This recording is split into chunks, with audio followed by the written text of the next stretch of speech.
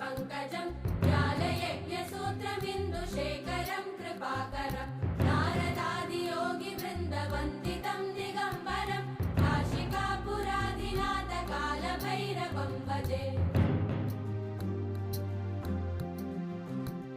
भानुकोटिभास्वरं भवाब्धि